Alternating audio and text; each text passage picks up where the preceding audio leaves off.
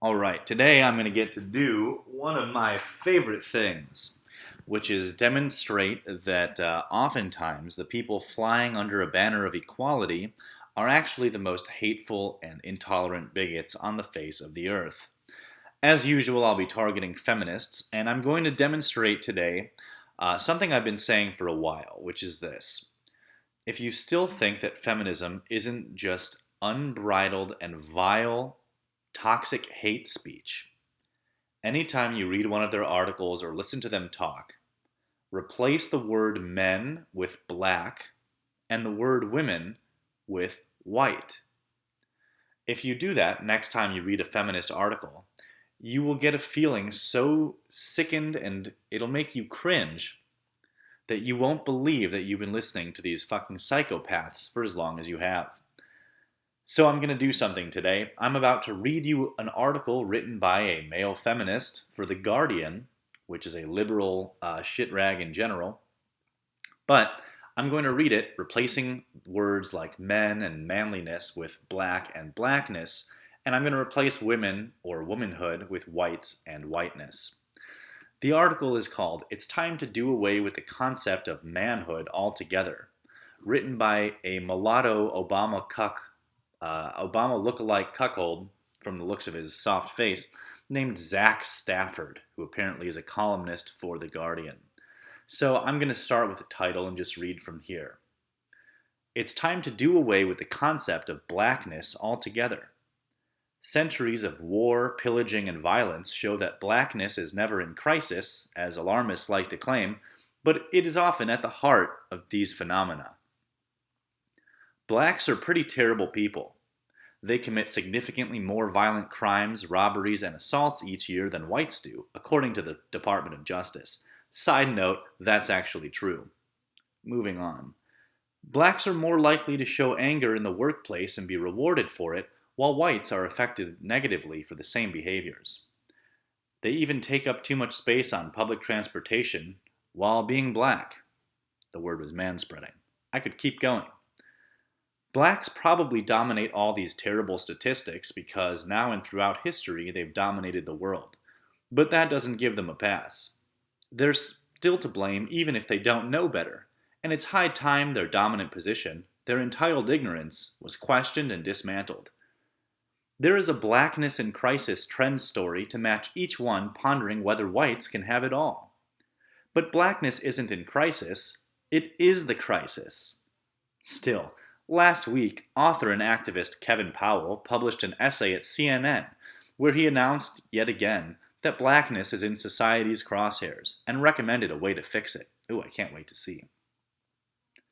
Powell, who recently released a memoir about his journey to blackness, wrote about spending time on a college campus, working with black college students to find a resolution to the endless rape allegations there. He asked a group of blacks to name important whites in history, which they did, but when pressed on what those whites did, the blacks really couldn't respond. This lack of actually knowing whites' lives led Powell to the conclusion that if these blacks couldn't connect or care to intimately know about white lives, they weren't able to respect them enough to not perpetrate violence against their bodies. This led him to call for a re-education of blacks.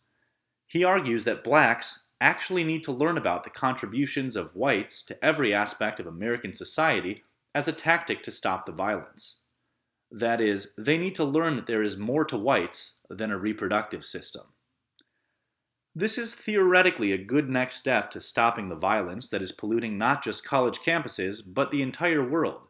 But it's very us and them rather than we're all human together. It just lets blacks be more educated about the whites they're perpetrating violence against. Until blacks en masse consider whites to be part of the same ecosystem, blackness will continue to primarily be a rejection of everything white, which is the tool blacks use to measure and engage their own self-worth to other blacks, the foundation of bro culture. And until then, when they feel that their blackness is in jeopardy, when they don't feel black enough, black violence will seem like a reasonable way to react to their feelings. Violence is often the single most evident marker of blackness, sociologist Michael Kimmel wrote in his 1994 essay, Blackness as Homophobia. It is the willingness to fight, the desire to fight. He is correct. We see this violence from the bar fights over small issues to the violence that breaks out on streets when blacks are denied by whites they catcall. We've seen this recently with the high rate of reported transgender murders in the U.S.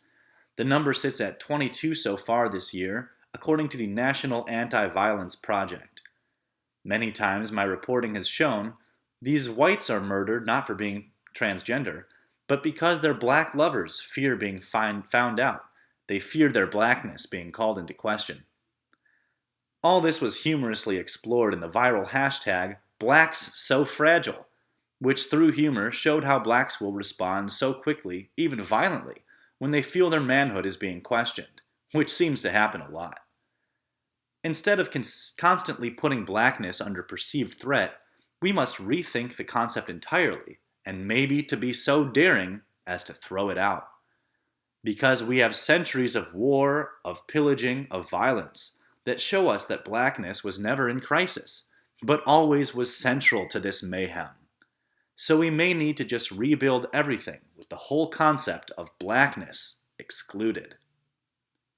And that's the end of the article. Now let me ask you this. Were you able to sit through my reading of this article without cringing, without feeling offended, without feeling triggered, or without feeling the need to say something about it, or to lash out at me, or to call me racist or hateful, or any of the other colorful words that liberals like to use? If you're a regular human being, there's no way that you were able to listen to that without feeling some kind of awful feeling. Ladies and gentlemen of the left, that's how men feel when we read your retarded, sexist garbage that you put out and call journalism. It's no less offensive than what I just read, and it's no more horrible as something to say against an entire group of people based on their color or their sexual identity. Or I guess it's not sexual identity, it's just their sex in general. So, to conclude, dear liberals and feminists, go fuck yourselves, you bigoted, intolerant, close-minded, hate-mongering, poisonous pieces of human trash.